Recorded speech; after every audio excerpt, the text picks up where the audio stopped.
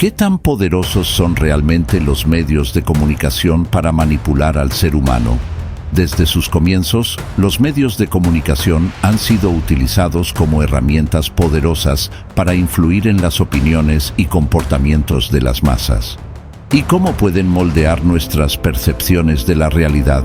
A través de la repetición de mensajes, la selección de historias y la manipulación emocional. Sí, han escuchado bien, la manipulación emocional.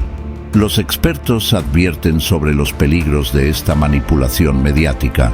Estudios han demostrado que la exposición prolongada a ciertos tipos de contenido puede influir en nuestras creencias, actitudes y comportamientos de manera significativa. Escuchen estas interesantes palabras de este sociólogo, experto en medios de comunicación que formó parte del Consejo Asesor de Radio Televisión Española en Cataluña, Felipe López Aranguren. La manipulación informativa empieza por la cuestión más sencilla y es en manos de quién están las informaciones. Y por lo tanto, si yo restrinjo el número de manos que llegan a tener el poder sobre cómo comunicas la información o las noticias, pues mejor que mejor. Por lo tanto, por ejemplo, en la prensa solo existen 5 agencias de noticias en el mundo que dan prácticamente el 90% de las noticias que se dan, Reuters, France Press, etcétera, etcétera. La manipulación empieza en el momento en el cual yo doy mi información sin contrastarla. Y no solo eso, sino que doy una información sin tener la opinión contraria. También, por otro lado, la manipulación tiene que ver con la ocultación. Es decir, si yo no aparezco en televisión, yo no existo. Si yo no aparezco en la prensa, yo no existo. Si yo no te doy la voz, tú no existes. Y por lo tanto, es importante eliminar las voces discordantes del discurso oficial o del discurso que el medio de prensa quiere lanzar. Las democracias occidentales, Estados Unidos y por supuesto Europa, no pueden ser tan brutos como para no dar una impresión de que hay una supuesta libertad de prensa o una supuesta libertad de información. Pero esa libertad de información no es real. No es cierta porque los ciudadanos no pueden acceder a esas noticias o a veces no.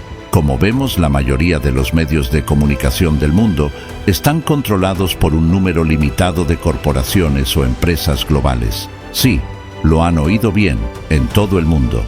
¿No les parece curioso este dato? Para que ustedes lo entiendan, parece ser que 6 corporaciones como Comcast, Disney, Viacom CBS, AT&T, News Corporation y Sony controlan la mayor parte de la industria mediática en Estados Unidos.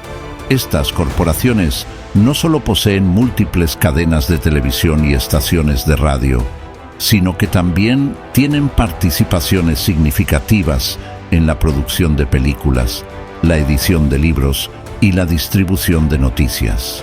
Además, estas grandes corporaciones tienen un alcance global, extendiendo su influencia a través de filiales y alianzas estratégicas en todo el mundo.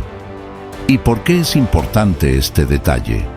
Porque esto significa que las decisiones sobre qué noticias se cubren, qué programas se producen y qué mensajes se transmiten en todo el mundo, repito, en todo el mundo, pueden estar influenciadas por estos intereses corporativos y agendas específicas.